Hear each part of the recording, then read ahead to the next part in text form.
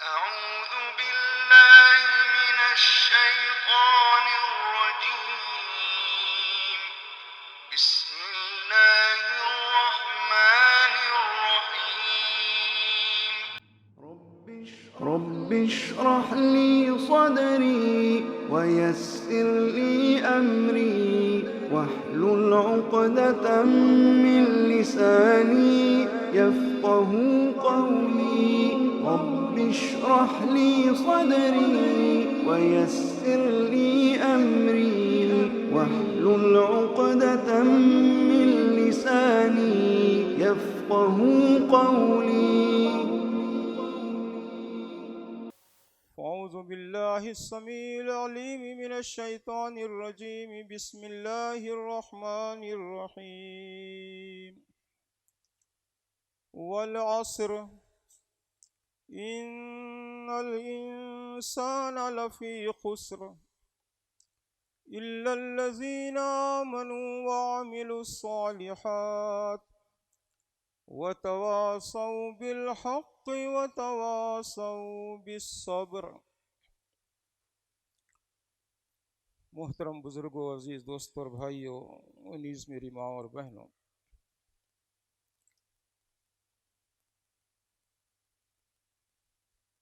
یہ سورہ عصر ہے جس کی ابھی تلاوت کی گئی ہے. یہ قرآن حکیم کی سب سے چھوٹی صورت ہے. قرآن کریم کی کوئی صورت 3 آیتوں سے کم نہیں ہے. اس سورہ عصر میں 3 آیتیں ہیں.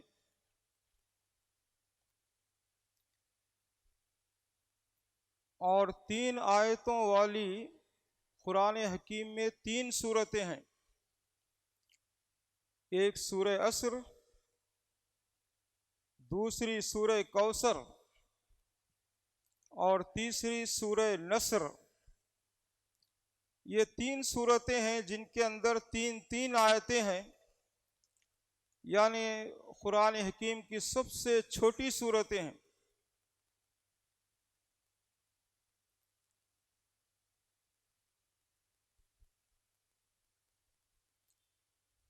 ایسے دل نشیں انداز میں صورت ہے کہ جو آسانی سے بات سمجھ میں آ جاتی ہے اور دل میں بیٹھ جاتی ہے.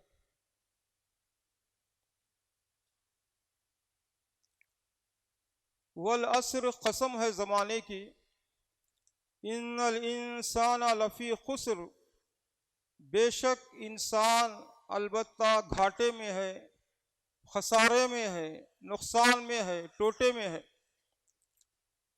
الا الذین آمنوا وعملوا الصالحات، سوائے ان لوگوں کے جو ایمان لائے اور نیک اعمال کیے. وتواصوا بالحق وتواصوا بالصبر، اور جنہوں نے ایک دوسرے کو حق کی وصیت کیے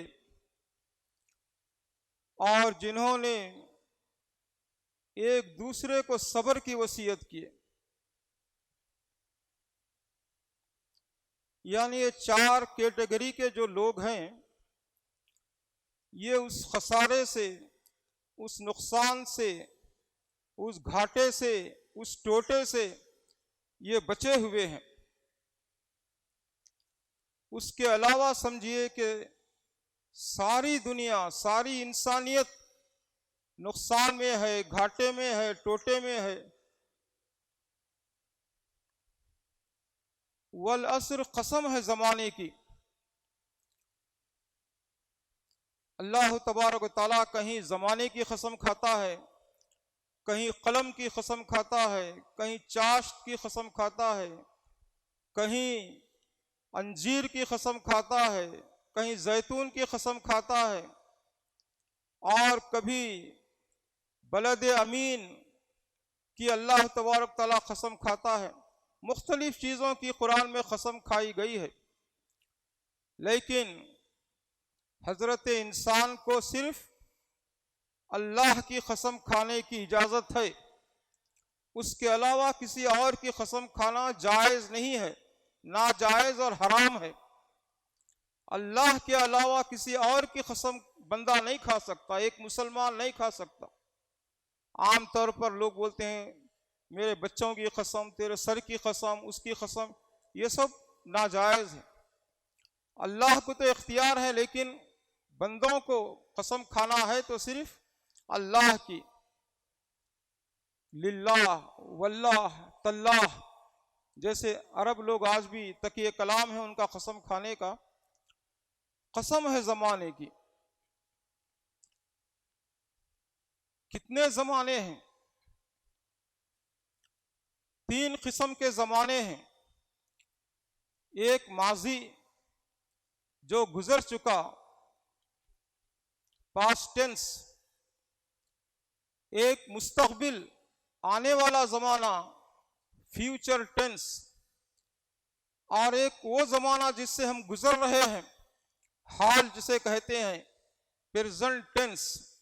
یہ 3 زمانے ہیں، یعنی یہ 3 زمانے شاہد ہیں، گواہ ہیں کہ ساری انسانیت گھاٹے میں ہے، سوائے ان لوگوں کے جو ایمان لائے اور عمل صالح کیے اور حق کی اور صبر کی، ایک دوسرے کو تلقین کرتے رہے۔ یہ 4 کیٹیگری کے لوگ ہیں جو اس سے مستثنا ہے، ایکسیپشن ہے۔ زبانہ اس پر شاہد ہے اور وٹنس ہے کہ جو 4 کیٹیگری سے محروم رہے وہ دنیا میں بھی خسارے میں رہے اور آخرت میں بھی گھاٹے میں اور خسارے میں رہیں گے۔ ان الانسان، بے شک انسان کے اوپر الف لام لگایا گیا ہے، الانسان۔ عربی گرامر کے اعتبار سے اس کو معرفہ کہتے ہیں۔ مطلب یہ ہے کہ کوئی ایک انسان نہیں، بلکہ ساری انسانیت، سارے انسان گھاٹے میں ہے، ٹوٹے میں ہے اور نقصان میں ہے۔ لفی خسر، گھاٹے میں ہے، البتہ گھاٹے میں ہے۔ لام کے معنی ہے البتہ، تاکید کے لیے، یعنی یوں سمجھیے کہ اس ایک آیت میں جتنا پاور، جتنا زور ہو سکتا ہے وہ زور، وہ کلمات استعمال کیے ہیں۔ قسم ہے زمانے کی، بے شک انسان البتہ گھاٹے میں ہے۔ الا الذین آمنوا وعملوا الصالحات، اس میں سے مستثنا کر دیا گیا ہے، الگ کر لیا گیا ہے، سوائے ان لوگوں کے جو ایمان لائے اور عمل صالح کیے۔ ایمان کیا ہے؟ زبان سے اقرار کرنا اور دل سے یقین کرنا، اور اعضاء و جوارح، ہاتھ پیر جو اعضاء ہیں اس سے عمل کرنا۔ اظہار باللسان، تصدیق بالجنان، وعمل بالارکان۔ ایک آدمی زبان سے اقرار کرتا ہے کہ میں مسلمان ہوں، مومن ہوں،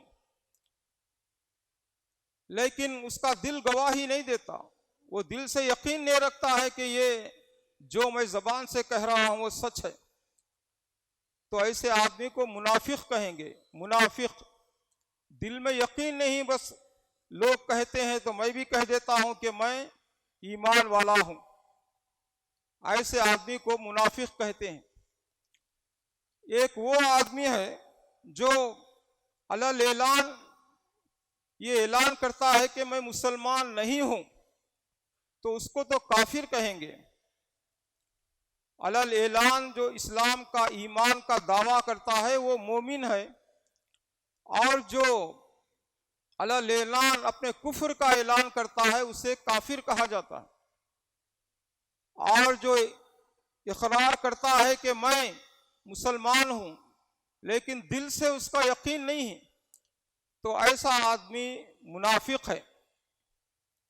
اور منافقین کے بارے میں اللہ نے فرمایا ان المنافقین فی الدرک الاسفل من النار، اللہ تبارک تعالیٰ منافقون کو جہنم کی سب سے نچلی وادی میں ڈالے گا۔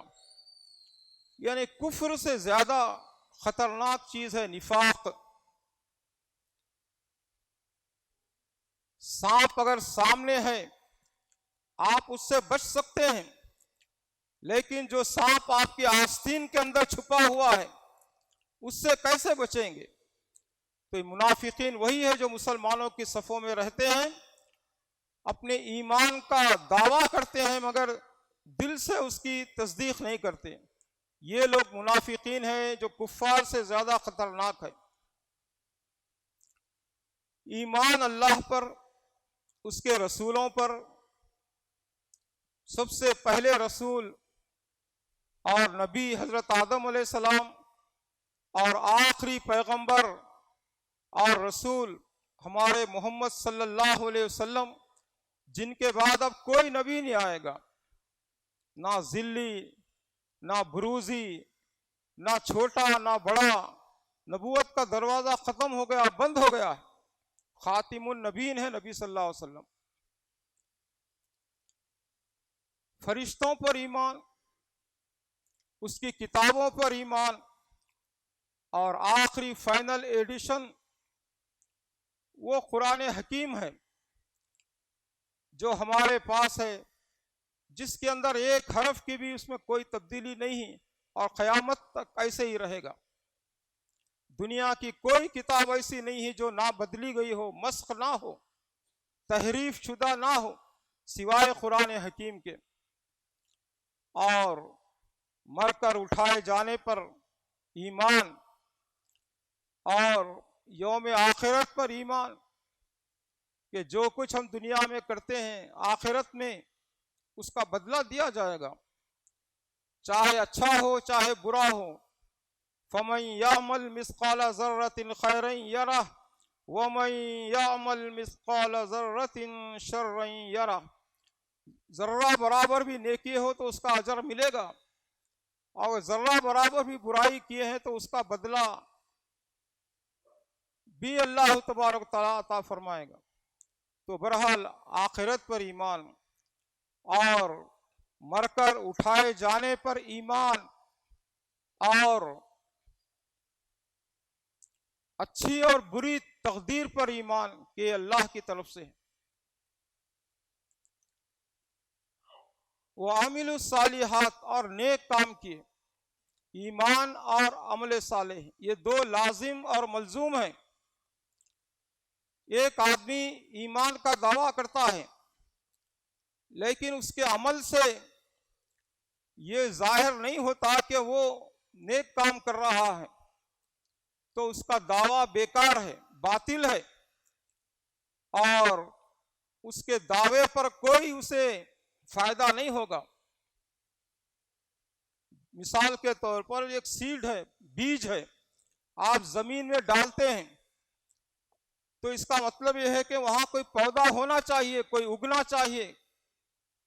اگر کوئی درخت یا پودا نہیں اگتا ہے تو اس کا مطلب یہ ہے کہ یا تو زمین خراب ہے، بنجر زمین ہے، یا وہ سیڈ خراب ہے کہ وہ جو جل کر رہ گیا اور اس سے کوئی پودا یا درخت نہیں اگا۔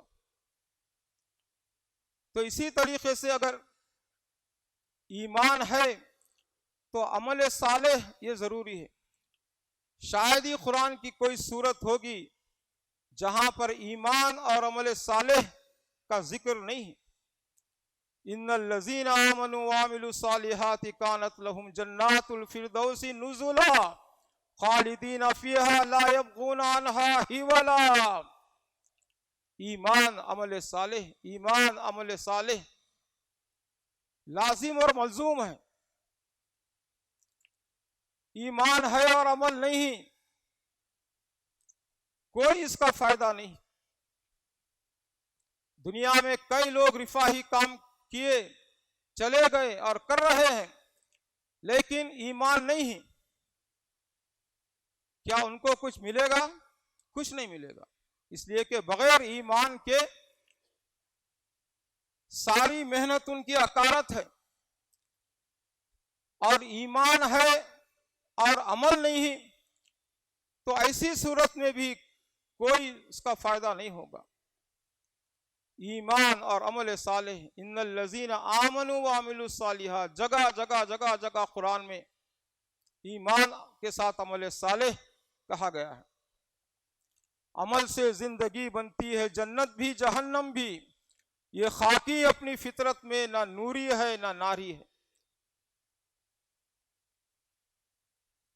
ایمان اور عمل صالح،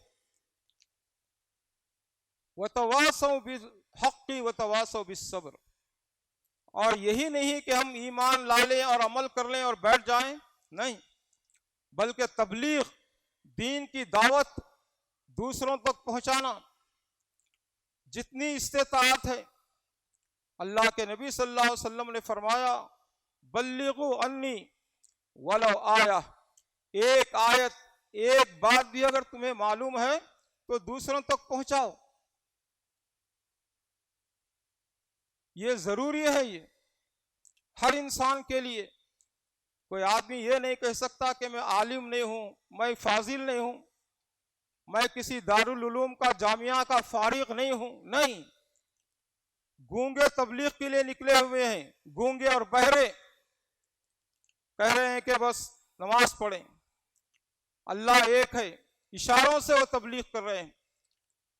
تو جو زبان والے ہیں ان سے بھی گئے گزرے ہیں۔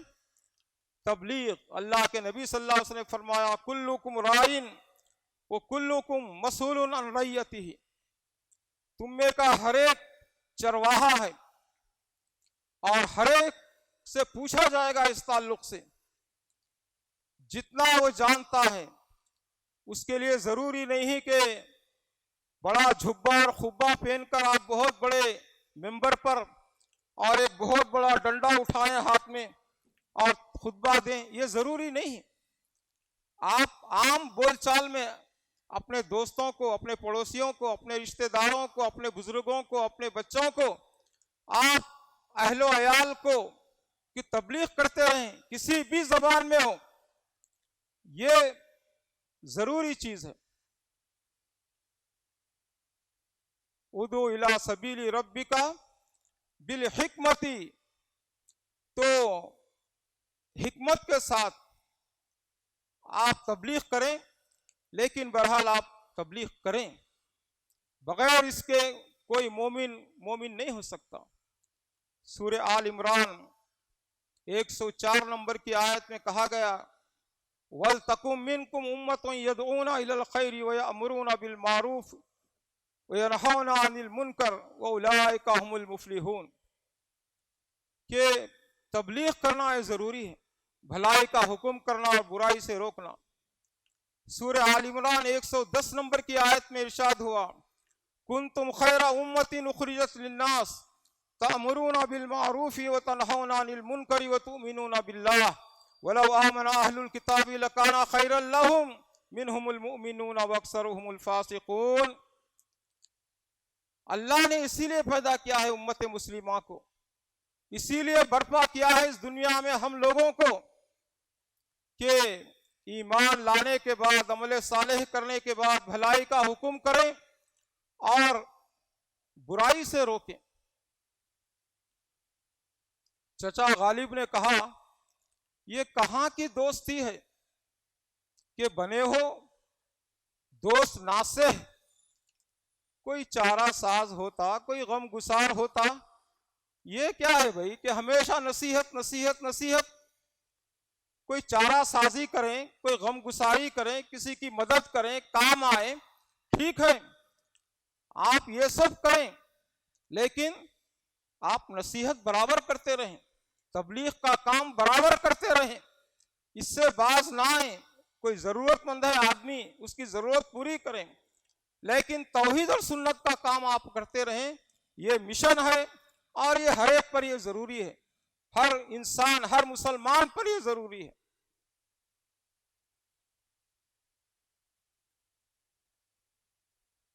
یہودیوں میں ہفتے کے دن مچھلی کا شکار کرنے کی بیماری اور وبا پھیل گئی تھی، اور بعض لوگ تو اپنی عبادت خانوں میں بیٹھ کر عبادت گاہوں میں اللہ اللہ کر رہے تھے، اور ایک گروہ ایسا تھا جو کہ ان کو روک رہا تھا کہ بھائی یہ کام نہ کریں، اللہ کا عذاب آئے گا۔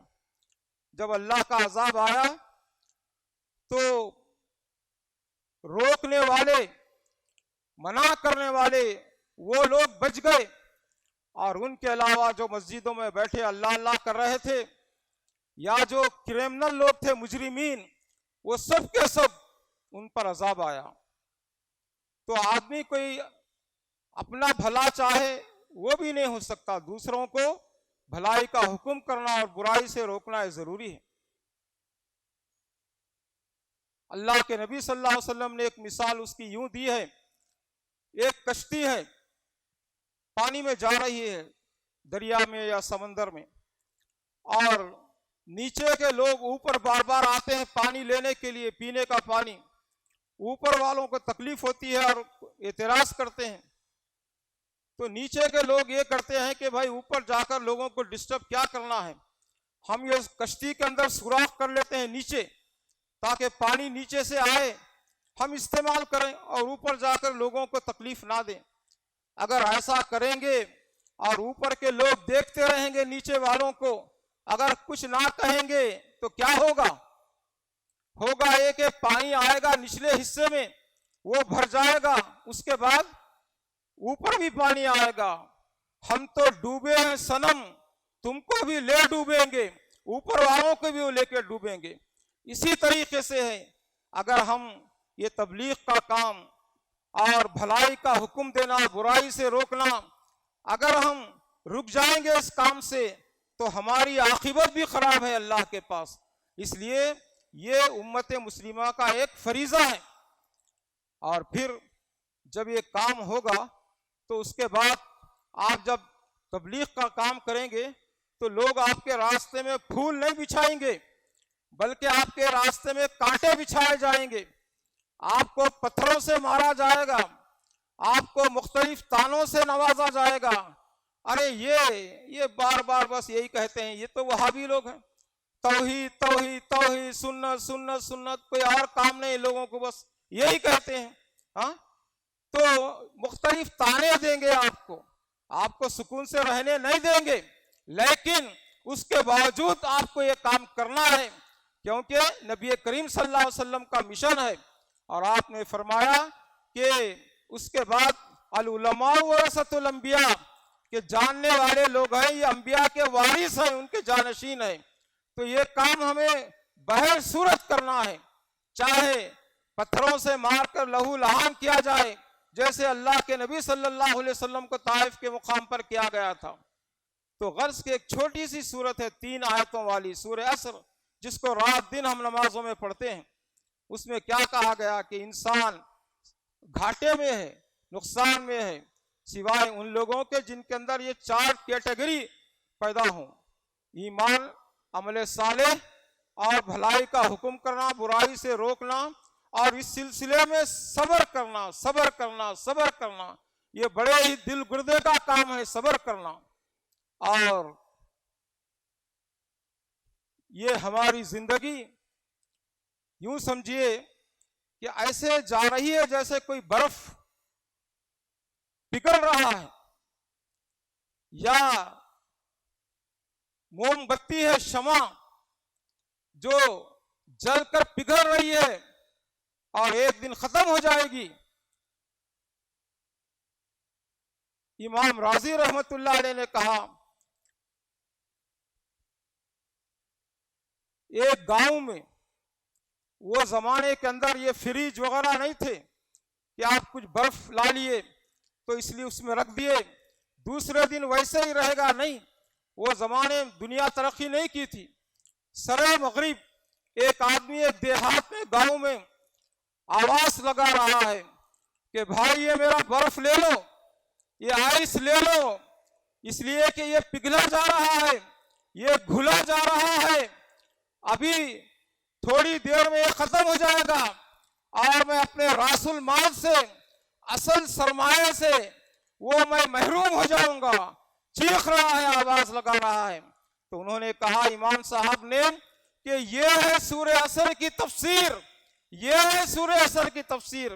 ہماری زندگی ایک برف کی طرح یا ایک شمع کی طرح گھلی جا رہی ہے، جلی جا رہی ہے، ختم ہو رہی ہے۔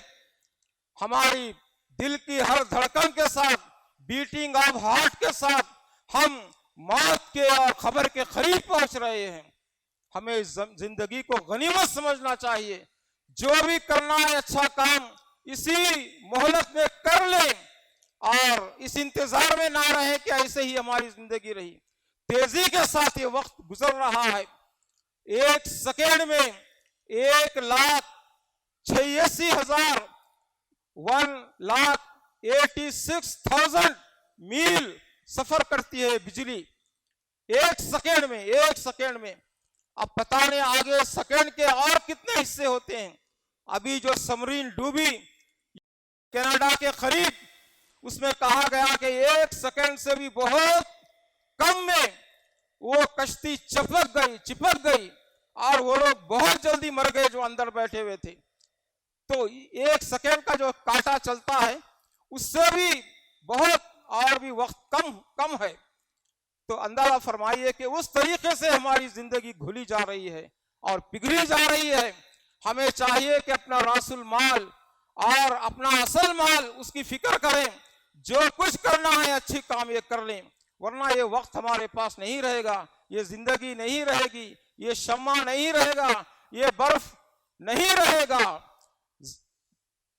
غافل تجھے گھڑیال یہ دیتا ہے منادی، ظالم غافل تجھے گھڑیال یہ دیتا ہے منادی، گردون گھڑی عمر کی ایک اور گنوا دی۔ موت سے کس کو رستگاری ہے، آج وہ کل ہماری باری ہے۔ کیا بھروسہ ہے زندگانی کا، آدمی بلبلا ہے پانی کا۔ جب آیا تھا تو دنیا میں سب ہنستے تھے، تو روتا تھا۔ عقیقے ہو رہے تھے، مٹھائی تقسیم ہو رہی تھی جب پیدا ہوئے، لیکن جاتے وقت ایسے جائیے کہ آپ اور ہم ہنستے ہوئے مسکراتے ہوئے جائیں اور دنیا ساری روتی ہوئی رہے، اقارب اور دوست احباب روتے ہوئے رہیں۔ تو غرض کے موت ہمارے تعاقب میں ہے، کب ہم کو آ دبوچے گی نہیں معلوم۔ زندگی کیا ہے عناصر میں ظہور ترتیب، موت کیا ہے انہی اجزاء کا پریشان ہونا۔ موت کو ہرگز نہ جانو اختتام زندگی، موت تجدید مذاق زندگی کا نام ہے۔ تو بہرحال سورہ عصر 3 آیتیں ہیں، لیکن اس کے اندر یہ بتایا گیا ہے کہ ہماری زندگی جا رہی ہے تیزی کے ساتھ گھلی جا رہی ہے اور موم کی طرح جلی جا رہی ہے۔ اس زندگی کو غنیمت سمجھتے ہوئے ہم اللہ کی عبادت کر لیں، توحید پر عمل کر لیں، سنت پر عمل کر لیں، شرک و بدعات سے بچ جائیں اور توبہ کر لیں۔ اللہ بولنے اور سننے والوں کو عمل کی توفیق عطا فرمائے۔ وآخر دعوانا الحمدللہ رب العالمین۔